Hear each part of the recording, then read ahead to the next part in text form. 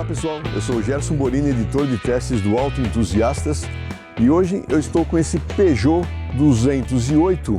Esse na verdade é o E208 GT. O que significa o E?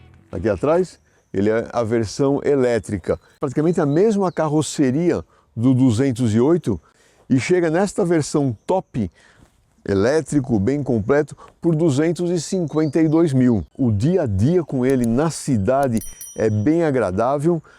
Eu acho que, por um certo lado, a Peugeot foi bem ousada em trazer um carro com o pneu aro 17, aonde o flanco, a altura dos flancos é de apenas 92 milímetros, para andar nesse piso meio esburacado que a gente tem por aqui. Eu achava até que, quando a primeira vez que eu andei com esse carro lá no autódromo do Aras Tuiuti, eu falei assim, esse carro aqui não vai se comportar bem no nosso piso.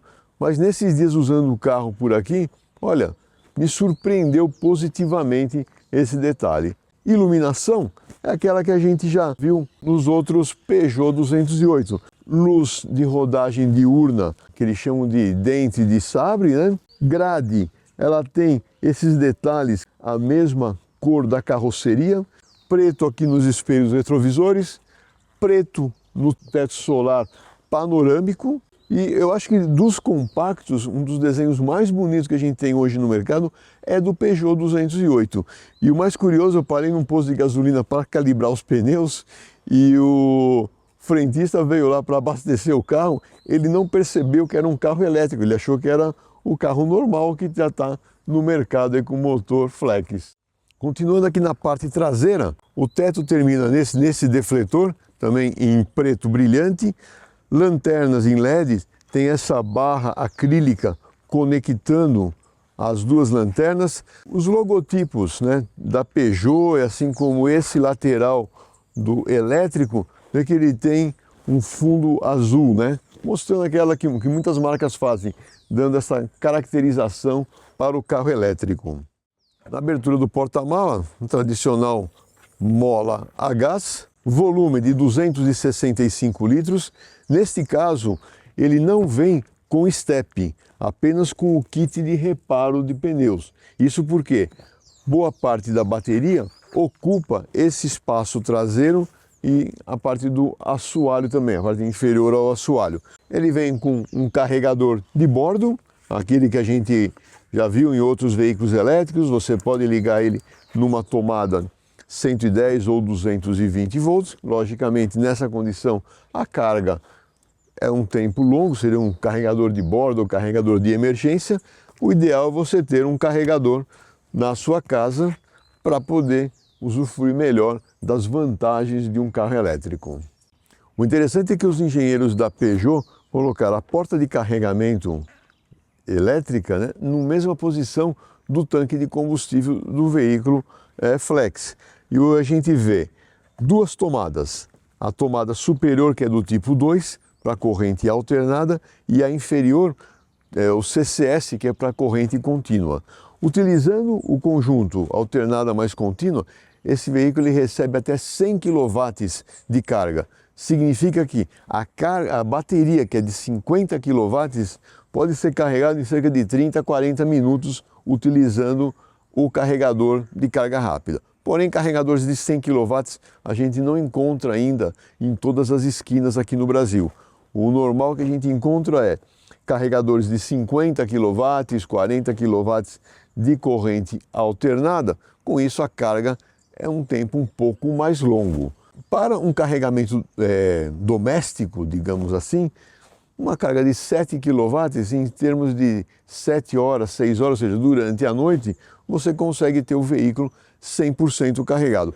Como é o meu caso, eu tenho um carregador da InCharge de 7 kW na minha casa, ou seja, toda vez que eu chego em casa no final da tarde, conecto ele aqui, pela manhã eu tenho 320, 300 quilômetros de alcance com a carga da bateria, porque ela está a 100%. Ao abrir o cofre do motor, a gente se depara com essa arquitetura, até parece um motor a combustão, Tem essa capa aqui, e o que a gente vai encontrar embaixo? Bom, aqui até parece um filtro de ar, né? Mas não é o caso, é mais uma outra capa protetora dos modos eletrônicos que estão aqui.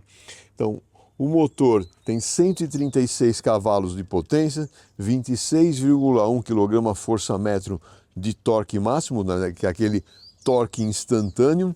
Esse é um dos carros, né, um dos cofres de motor de carros elétricos mais complexos que eu já vi.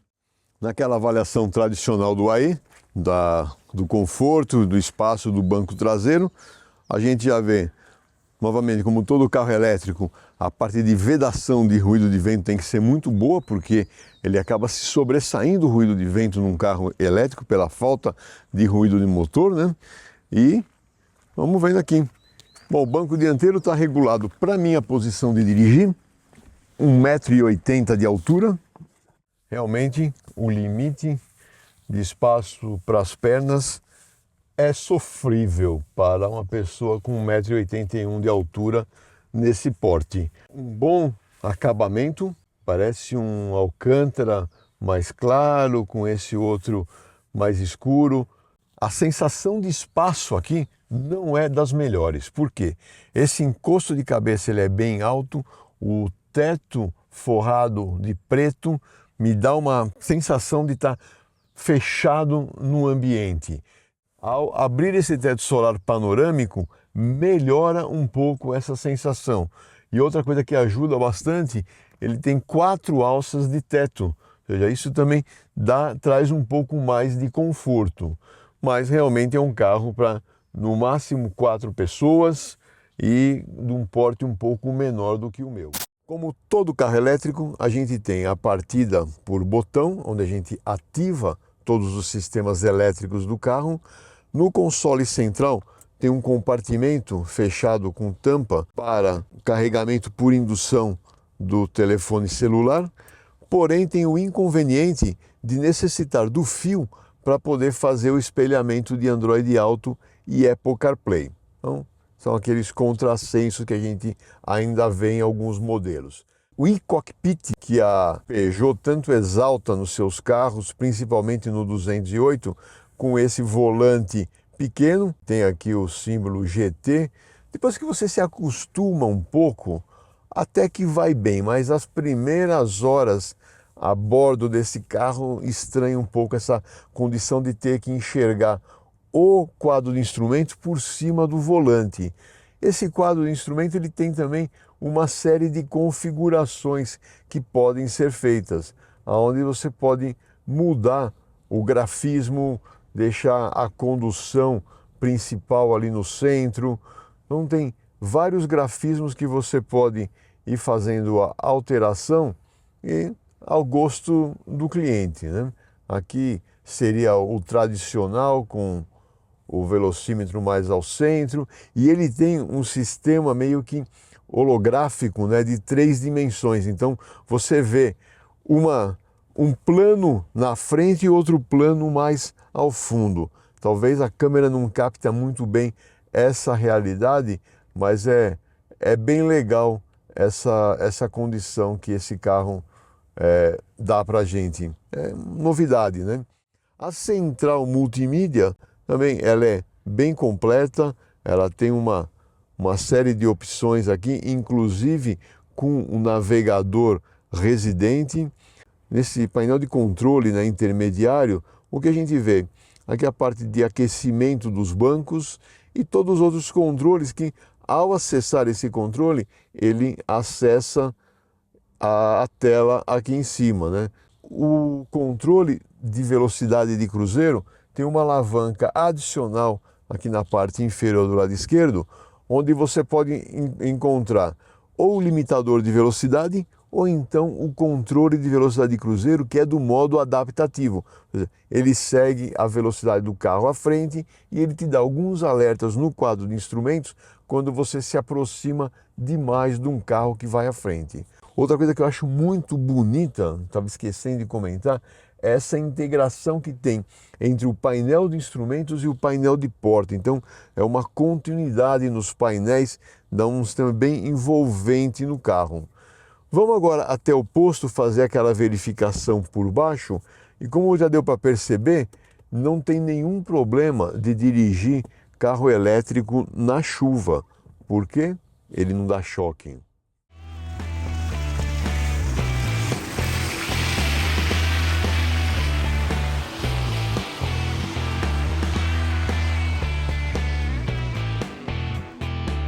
Bom, chegamos aqui no posto Avenida Souzas, em Souzas. O que a gente já vê?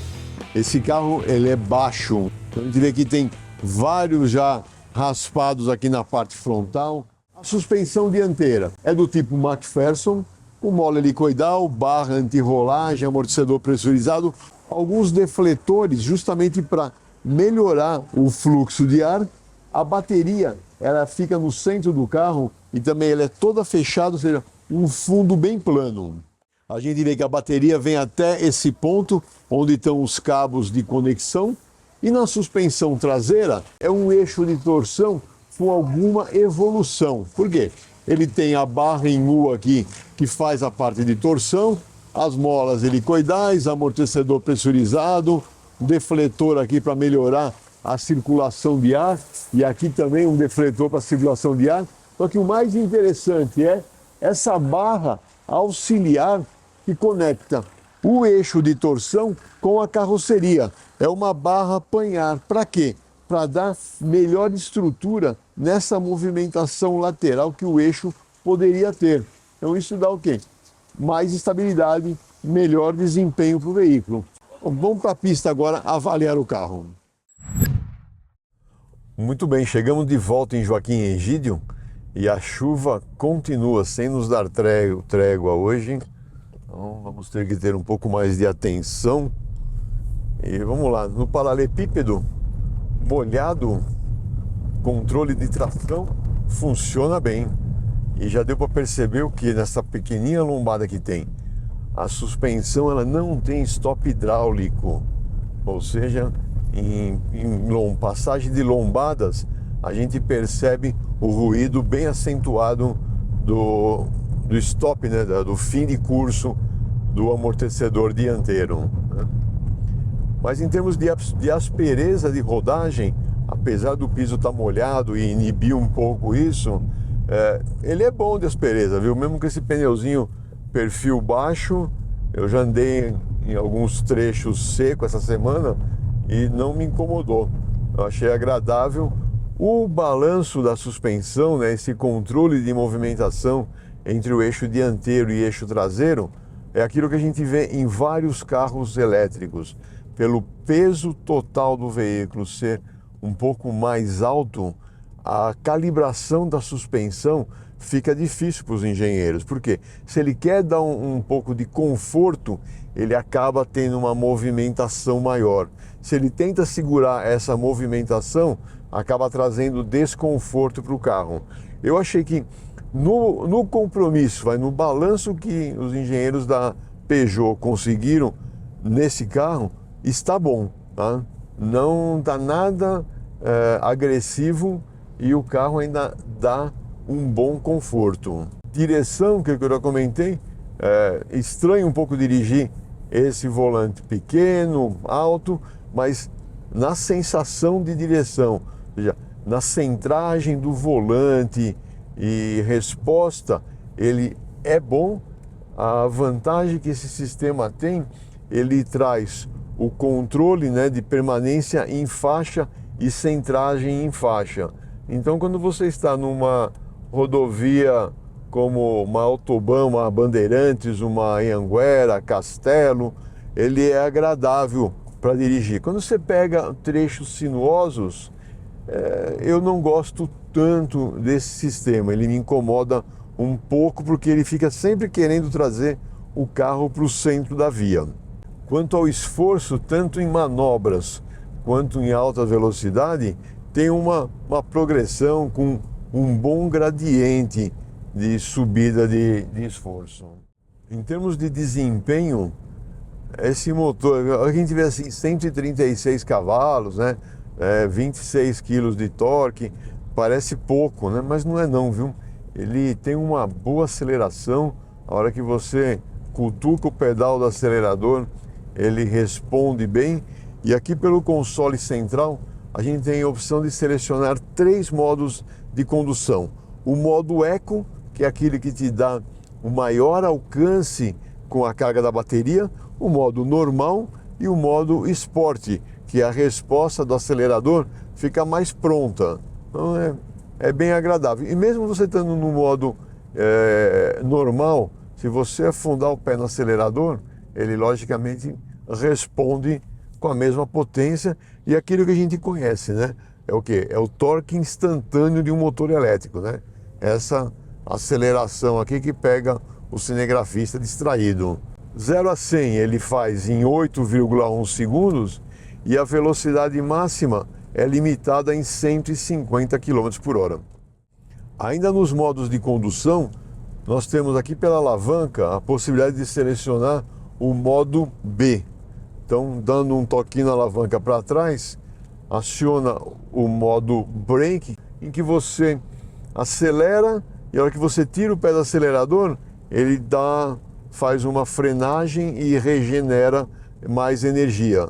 Mas o que eu gostei é que a modulação do pedal de freio com esse sistema B, ele funciona muito bem.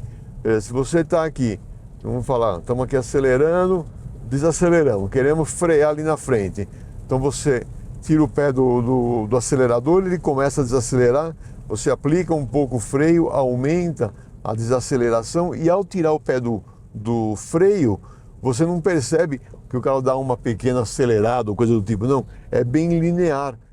Na parte de estabilidade em curvas, logicamente hoje não dá para a gente forçar muito nessa pista molhada, mas a gente percebe que ele tem pouca rolagem, ou seja, esse centro de gravidade mais baixo que as baterias aqui no fundo proporcionam para o carro, deixam ele com uma característica de dirigibilidade muito boa, praticamente, mesmo com o piso molhado, forçando um pouquinho nas curvas, de não percebe o controle de estabilidade atuando.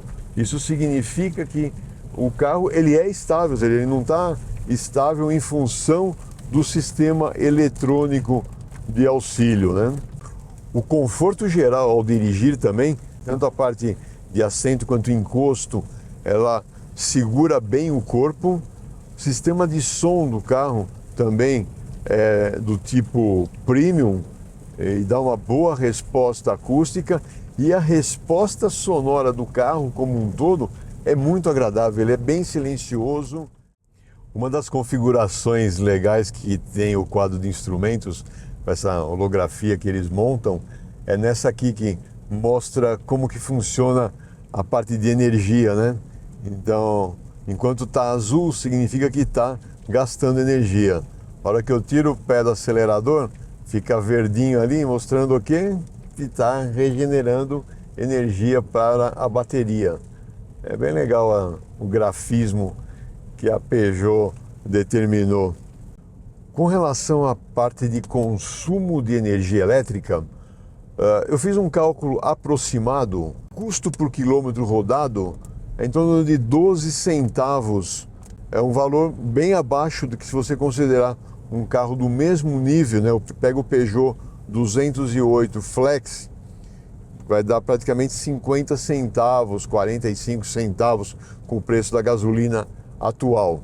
Então, novamente, a vantagem desse carro elétrico é na parte de custo do quilômetro rodado, a parte de manutenção, garantia é de 3 anos, e para a parte do sistema de bateria, são 8 anos de garantia ou 160 mil quilômetros. Eu espero que vocês tenham gostado de mais esse vídeo. Hoje ficamos meio prejudicados pela chuva, mas deu para mostrar o principal, o mais importante desse Peugeot E208 GT. Obrigado pela sua audiência. Siga a gente lá no Eletroentusiastas, sempre temos notícia nova, informações novas sobre mobilidade elétrica, e até a próxima.